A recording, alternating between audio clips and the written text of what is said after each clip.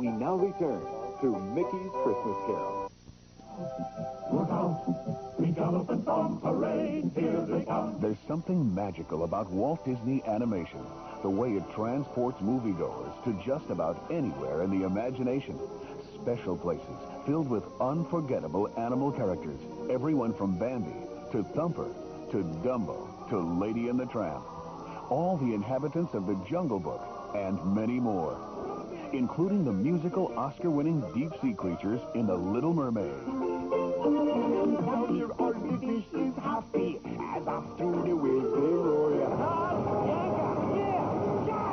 Now, in 1990, there's a whole new movie full of unforgettable characters. The Rescuers Down Under, the adventures of two mice, Bernard and Bianca. Sent to Australia to save a kidnapped boy and his friend, a magnificent golden eagle, from the clutches of a greedy Australian trapper. It's a perilous mission, joined by Jake, an audacious Aussie kangaroo mouse, and by a low-flying albatross named Wilbur. Throw another shrimp in a barbie, girls, because here I come. Here we go again. Cannonball! Behind each imaginary creature in The Rescuers Down Under, there was a real human being. A gifted animator who didn't just draw his or her part, but acted it out as well, no matter how funny it might have sometimes looked to visitors behind the scenes. I have a tape of the voice of the actor, and I listened to it over and over again. And I actually kind of acted out in the mirror, you know, playing his voice or thinking about his voice, so I can get a feeling for how I'm going to put it on paper. The name of the game is entertainment. You know, like you're given the material and you're given the concept, and then you have to make it personal. There's nothing new about animators putting a piece of their own personality into their work. The ability to act out emotions and moves is just as important as the ability to draw them. It's a basic. For The Rescuers Down Under, animators discovered one of their biggest challenges was making mice act like people. Mice don't really get up on their hind feet and walk around, you know, so how do you make it still look like a mouse and yet be a character, you know? It's really difficult. You're walking a fine line between the two worlds, you know. You want to make him believable, but you also want to make him believable as a character with a personality, you know, with facial expressions and gestures in the hands. Which way you taking? Suicide Trail through Nightmare Canyon or the shortcut at Satan's Ridge? Suicide Trail? Good choice. More snakes, less quicksand. Inspiration for the animal characters in The Rescuers Down Under began here at the San Diego Zoo, where Disney animators got up close and very personal with all kinds of Australian wildlife. Real kangaroos, of course, and cuddly koalas, elegant emus, fancy painted snakes, and laughing kookaburra birds.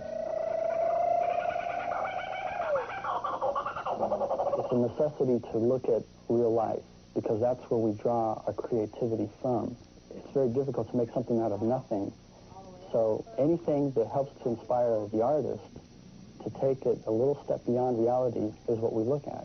Back at Disney Studios, far from the zoo, animators drew inspiration from some other real-life animals, like this lizard that lived on a diet of live crickets and who loved to go on walks around the office. A less demanding model was this stuffed bird, on loan from a museum. It helped supervising animator Glenn Keane design and draw Marahute, the eagle. For this film, I've been cast as a huge eagle. I mean, I've been a little tiny mouse, I've been a dragon. In this one, I get to fly. One of the neat things I learned about eagles is that all animals, including birds, are basically the same anatomy as a man. If you can learn to draw a human, you can draw an eagle. And so I start relating myself to the eagle, and the better I can do that, the more I can feel like it's me flying in the air.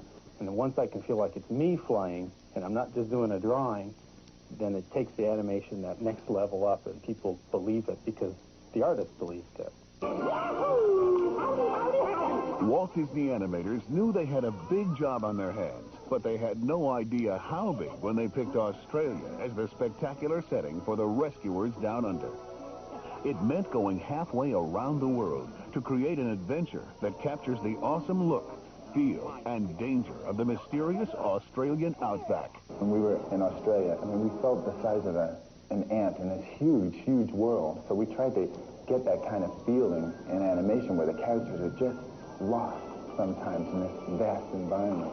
So we're trying to do that and give you a feeling of how big Australia really is, especially to a mouse. Code red, attention all rescue aid society delegates. All delegates, please report immediately to the main assembly hall. This is an emergency meeting. The Rescuers Down Under combines imaginary characters with a super realistic setting, bringing everything to life on film. For the animators, it was more than just an artistic challenge. It was an emotional experience. It gave me goosebumps trying to animate it. And it's going to do the same with the audience, I hope.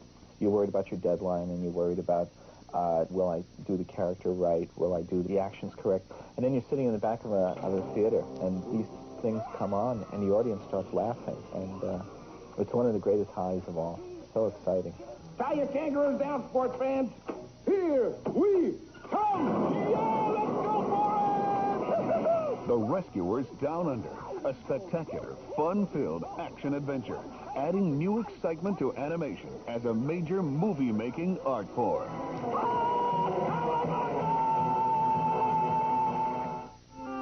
Mickey's Christmas Carol will return after these messages.